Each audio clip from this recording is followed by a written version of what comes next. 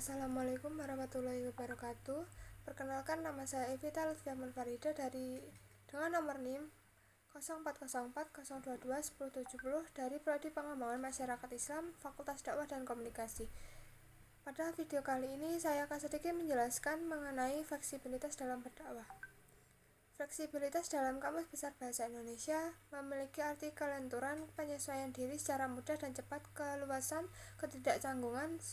Sedangkan secara istilah, banyak pakar dan para ahli di bidangnya mendefinisikan arti kata fleksibilitas. Dalam pandangan ilmu kesehatan atau kedokteran, fleksibilitas memiliki arti luas, gerak, satu persendian atau beberapa persendian. Dalam pandangan sosial, fleksibilitas merupakan kemampuan beradaptasi dan bekerja dengan efektif dalam situasi yang berbeda dengan berbagai individu atau kelompok. Sedangkan dalam pandangan ilmu psikologi, fleksibilitas adalah hubungan saat ini sepenuhnya sebagai manusia yang sadar dan berdasarkan kepada apa yang diberikan situasi, mengubah atau bertahan dalam perilaku dalam melayani nilai-nilai yang dipilih. Fleksibilitas dakwah diambil dari perspektif sirah Nabi dalam kitab Hayatus Sahabah, karena ketika membaca kitab tersebut bahwa Rasulullah SAW dalam berdakwah begitu fleksibel dan bisa beradaptasi dengan sangat baik. Beliau berdakwah bukan hanya kepada kaum tertentu saja, melainkan kepada semua kalangan, semua tempat dan situasi. Beliau berdakwah kepada perorangan dan kelompok, juga berdakwah di pasar, di perjalanan, perang, dan situasi lainnya. Walaupun secara umum kitab ini menceritakan tentang kisah-kisah para sahabat Rasulullah SAW ketika memeluk Islam, namun penulis hanya mengambil bagian kecil dari kitab ini yang menceritakan tentang dakwah Rasulullah SAW yang sangat fleksibel, dan hal ini diikuti pula oleh para sahabat Rasulullah SAW dalam melanjutkan dakwah beliau.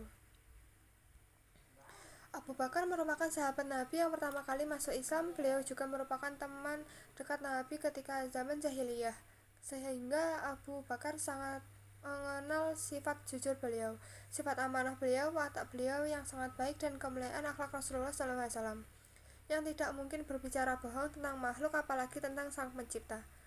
Nabi berdakwah kepada Abu Bakar secara personal. Dalam sebuah riwayat dari Ibnu Ishaq bahwa Abu Bakar mendatangi Rasulullah SAW dan berkata, "Benarkah yang dikatakan orang-orang Quraisy, wahai Muhammad, bahwa engkau meninggalkan Tuhan kami, menganggap bodoh akal kami, dan mengkafirkan nenek moyang kami?"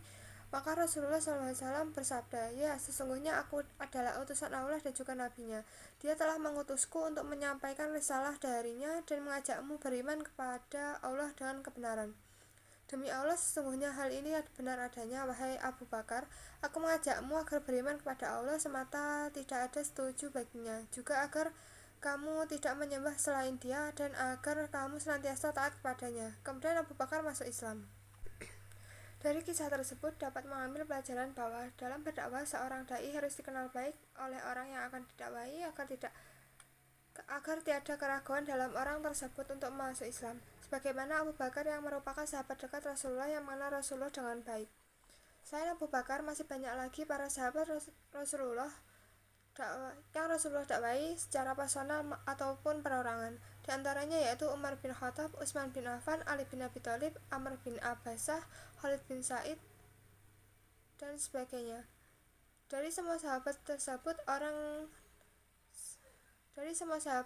yang Nabi dakwahi adalah yang bersedia masuk Islam dan berbeda kisahnya satu sama lain. Adapun yang Nabi dakwahi tidak mau masuk Islam adalah Abu Jahal dan Walid bin Mughirah.